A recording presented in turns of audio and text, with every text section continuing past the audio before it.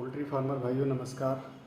भाइयों, जैसा कि आप सब जानते हैं कि सावन का महीना चल रहा है और इस बार तो सावन 2 माह का है और हर साल आषाढ़, सावन, भादो ये 3 माह मानसून अर्थात बरसात के होते हैं।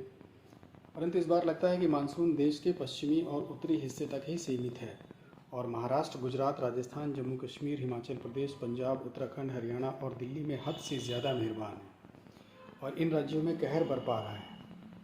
जबकि देश के पूर्वी और पूर्वोत्तर हिस्से में मानसून का अता पता तक नहीं है। बिहार, झारखंड, उड़ीसा, पश्चिम बंगाल, असम, अरुणाचल प्रदेश, मणिपुर, मिज़ोरम, त्रिपुरा और नागालैंड में जो चावल की खेती के लिए विख्यात राज्य हैं, जहाँ की मिट्टी चिकनी है, दोमट मिट्टी है, जिसमें पानी को ज़मीन के अंदर ना जाने देने की क्षमता के लिए चावल अर्थात धान की खेती के लिए मुफीद मानी जाती है।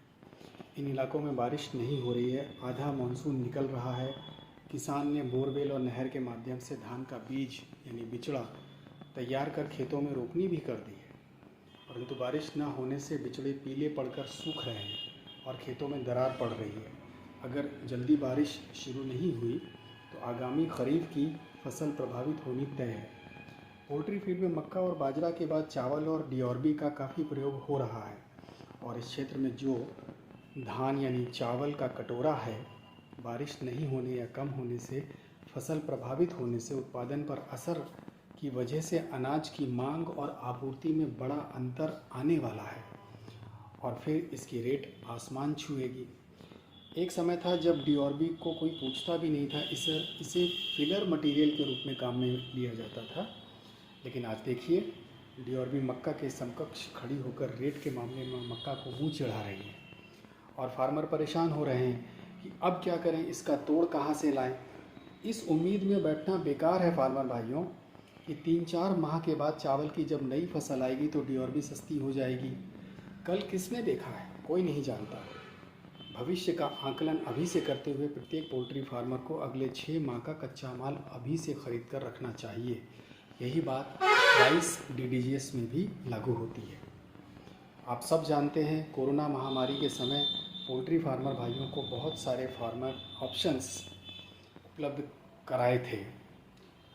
अन्यथा उसके पहले फार्मर मुर्गियों को चावल भी नहीं खिलाते थे। फार्मर की सोच थी कि चावल की तासीर ठंडी होती है जो मुर्गियों को नुकसान पहुंचा सकती है। कुछ फार्मर चावल खिलाते भी थे तो केवल गर्मियों में खिलाते थे, सर्दी में नहीं खिलाते थे।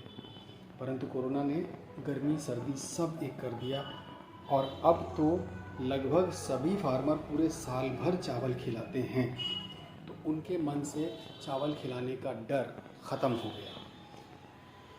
तो डीओरबी की जगह आप राइस ब्रान इस्तेमाल कीजिए। ये अभी डीओरबी से सस्ती है।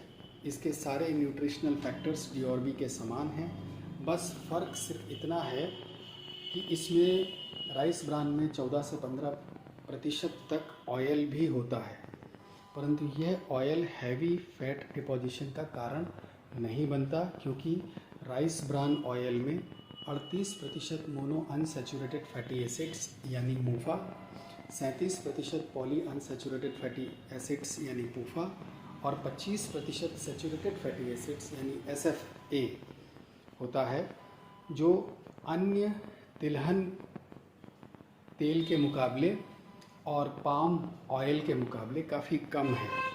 और तो और राइस ब्रान में जो ऑयल होता है उसमें एक प्राकृतिक एल्कलॉइड मौजूद होता है जिसका नाम ओराइजिनॉल है।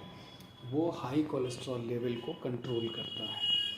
अंत में फीड की कॉस्ट को कम करने के ऑल्टरनेटिव सोर्सेज ढूंढिए फार्मर भाइयों, तभी फीड की कॉस्ट पर लगाम लगेगी, वरना दूध की डेयरियाँ दूध के दाम लगातार तो बढ़ा रही हैं और कंज्यूमर यानी उपभोक्ता बिना हाय तौबा मचाए दूध खरीद भी रहा है, लेकिन अंडे की रेट बढ़ना तो दूर, लागत मूल्य भी निकाल पाना दूभर हो रहा है। इस रेस में फार्मर भाइयों जो इनोवेटिव माइंडसेट के साथ दौड़ेगा वो रेस में न केवल बना रहेगा बल्कि अंत में जीतेगा भी, परंतु जो पुराने ढर्रे पे चलेगा वो थक कर बैठ जाएगा, पीछे छूट जाएगा और फार्म बंद कर देगा। इसी के साथ मैं आप सबसे अनुरोध करता हूं कि आगामी 6 महीने को ध्यान में रखते हुए अपने कच्चे माल की ख़रीद करें। मौसम को ध्यान में रखते हुए अपनी फार्म के अंदर, शेड के अंदर जो भी आवश्यक बदलाव हैं उसको करें। अपनी मुर्गियों को बीमारी से मुक्त रखें और अधिकतम उत्पादन लेने की अधिकतम उत्पादन लेने की कोशिश करते रहें। अंडे की रेट जो जैसे खुलती है वो सबके लिए एक समान रूप से, देश के अलग अलग जोन में अलग अलग रेट खुलती है, वो सबके लिए एक समान है।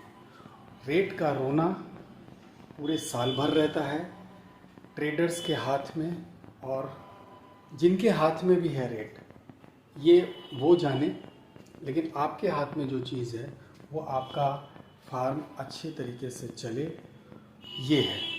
फार्म के पे जो उत्पादन की लागत आ रही है वो कम से कम हो, ये है। तो मैं इस आशा उम्मीद के साथ कि मेरा ये एपिसोड जो मैंने अपने YouTube चैनल के माध्यम से आप सबके समक्ष रखा है आपको लाभान्वित करेगा, इसी शुभेच्छाओं के साथ आपका धन्यवाद। मेरे इस कंटेंट को यदि आपको पसंद आया है तो इसे लाइक करें, शेयर करें और सब्सक्राइब करें मेरे चैनल को। धन्यवाद।